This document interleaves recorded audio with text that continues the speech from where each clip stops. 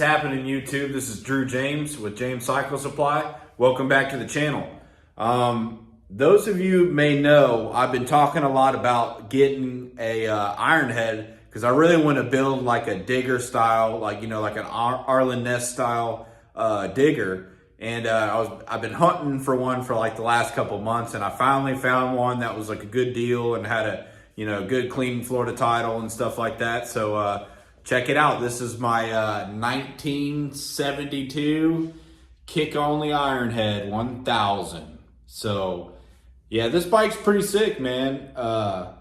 We'll do a little bit of walk around on it, but from 5 feet away, it looks pretty good. Like probably right now, the chrome looks good. When you get close on it, it's real crusty. But yeah, I want to build like a digger style bike, and I thought that would be cool because you don't really see them that often, And you guys have seen the shovel. I'm still kind of messing around with the shovel. Turbo is still leaking and stuff like that. But I took it out the other day. Got a little clutch cable on there. I've been riding it around, but I got to fix that leak. Until then, the ironhead does run. So it is running. Today I'm just going to be doing a little tune-up on it because it's like spitting and sputtering. So it needs a carburetor rebuilt and probably some plugs and stuff. And I plan on completely restoring this bike, like I said, and doing like an Arlen Ness style digger, because I just think those are really cool looking bikes, something different. And but in the meantime, I like to just get it running a little bit better so I can ride it around, and probably pick up like a well, if anybody's out there, I need to pick up a Softail. I want a 92 Softail. That would be like a birth year bike for me, and that's what I want to have as kind of like a daily rider. And then I'll take this bike down and then build the digger, and that'll be my next project. So let's check out the bike. Yeah, so it kind of had this like cool like extended force on this. I don't really know what size force these are. I haven't seen this front end. I think this is like an early 60s style Sportster front end, because most of them were like the the 35 millimeter front ends and stuff like that. But this one's a little bit different. It's got that hamburger drum brake on the front. And this one's like super narrow and skinny. It looks pretty cool. But yeah, you can see like the chrome's all crusty. This is kind of like the whole bike, but what do you expect? It's like, it's like 55 years old almost, So yeah, it's got this bike needs, some work. It's got some little bit of stuff that's like Jimmy rigged on it. You know what I mean? Once I got to kind of looking around on it, but that's what to expect from an old bike. Rims and stuff like that are really rusty just from sitting out, but it's got new tires on it.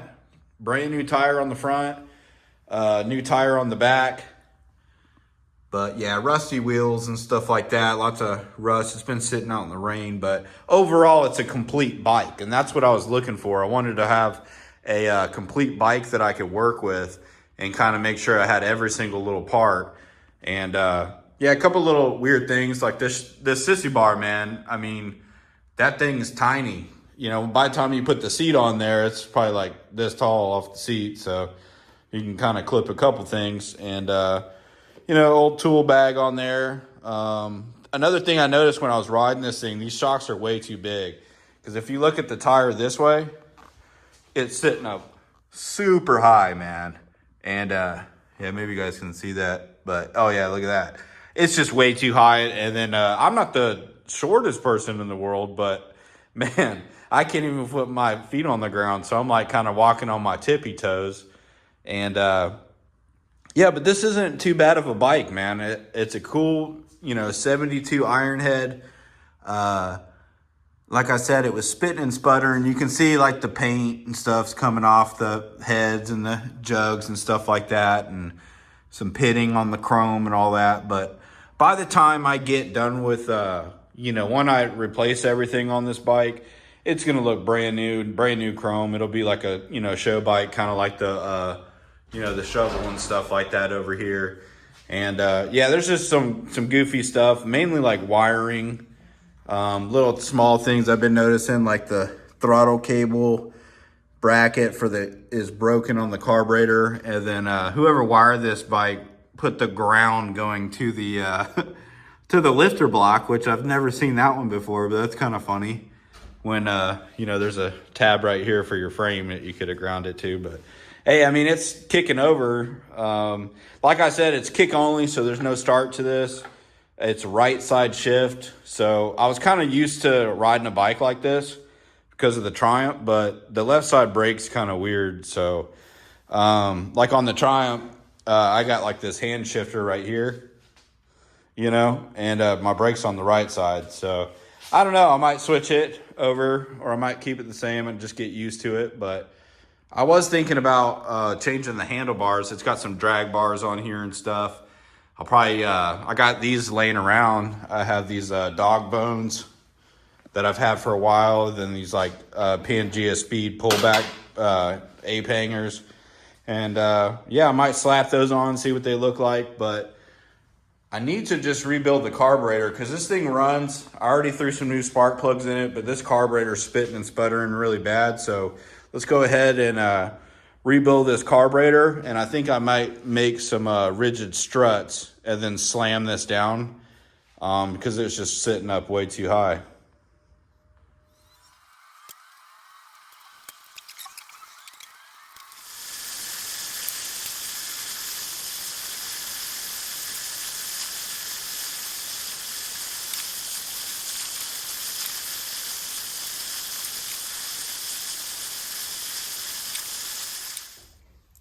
Got this carburetor broke down working on this Super E. The first thing I noticed when I took everything apart, it was missing the spring and the BB on this side, and it had just a BB sitting in this one.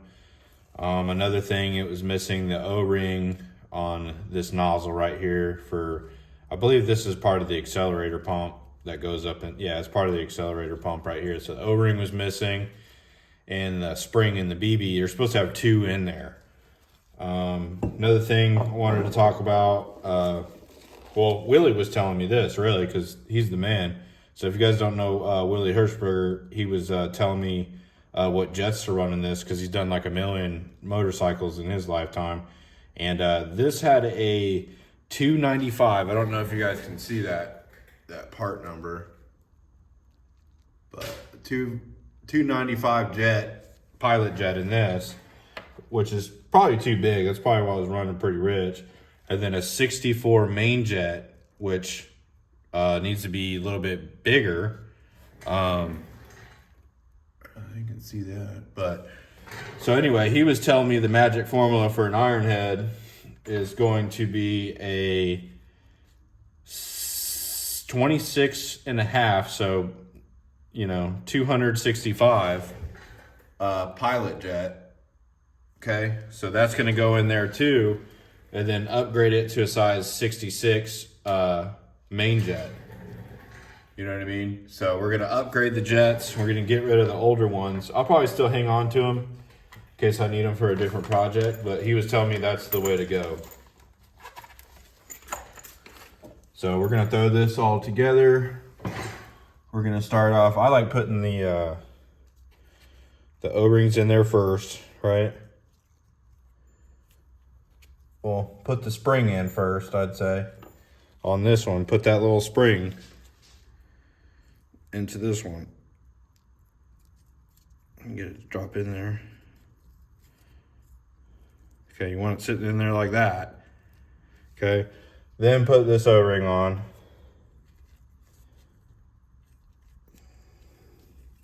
Then your two BBs, there should be two of them, and you just kind of set them on top there. One sits like that on that one. And this one sets in here like this. All right. Then I normally just set that down on the table. You're going to want to put your accelerator pump, make sure that lip obviously goes into the the accelerator pump casting like that. So what I like to do is I'll put the cap here, then I'll grab my new spring and I'll put the spring in here, right? And then set it on top. Or I could put it like this too.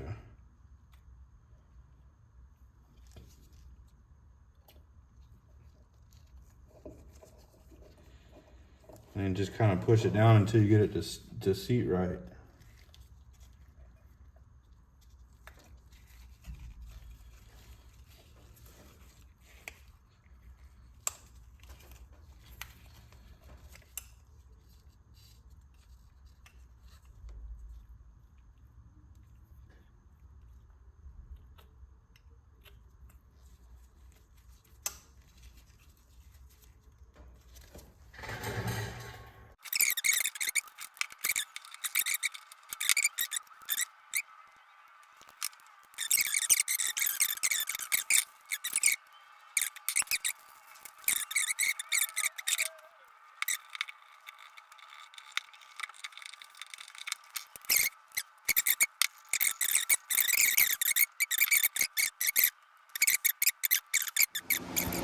Went ahead and bolted that carburetor on there.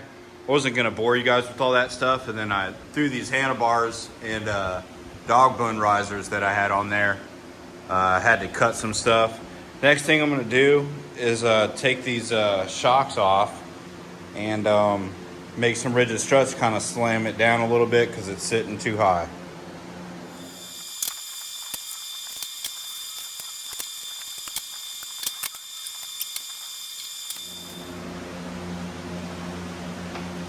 Start lowering this bad boy. Try to get it as low as I can before it starts hitting that tire.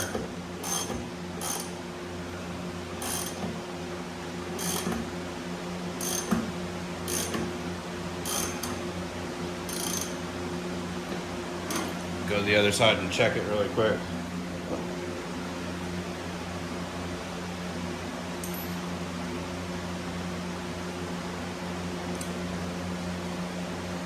I think I can go just a tad lower.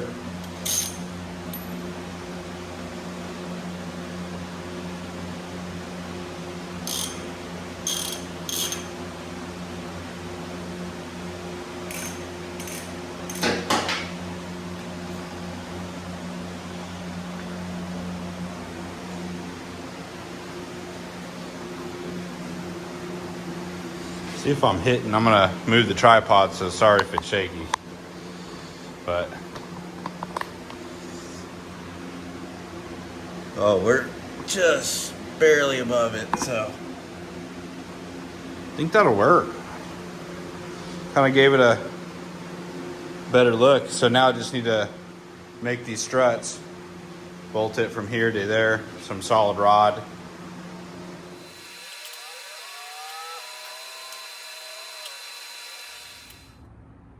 All right, so went ahead and I bolted these struts on. I didn't want to bore you guys with, you know, putting them on, polishing them, and all that kind of stuff. Went ahead and I cut a lot of the junk off the top, you know, all that tachometer, the speedo, a bunch of extra wiring. Put these little mini pullback ape hangers on there. Put those dog bones on there. Rewired the headlight. Went ahead and like I said, I polished these struts. Those turned out really cool. And the only thing I'm worried about now is like this, it had such a long kickstand. This kickstand is freaking huge anyway. And we'll see with it being lowered, I might have to like cut it and bend it to get it to work, but it might still be okay. But it's pretty low to the ground, so hopefully I don't like hit stuff turning. Eventually I'll probably make another sissy bar for it, but I'm running out of time. I want to take this for a ride. Didn't have a seat post, so I just welded a nut to it real quick, or a bolt, and slapped that carburetor on there. There's a lot of stuff, little tiny things I had to fix on this thing. The throttle cable, now that's working good. The brake, unfortunately, did not fit. That wasn't long enough, so I just took it off, because you don't need a front brake anyway. And yeah, I'm ready to fire this thing, but I never kickstart stuff on the lift, so I'm gonna take it off the lift real quick and let's fire it up, see how it runs.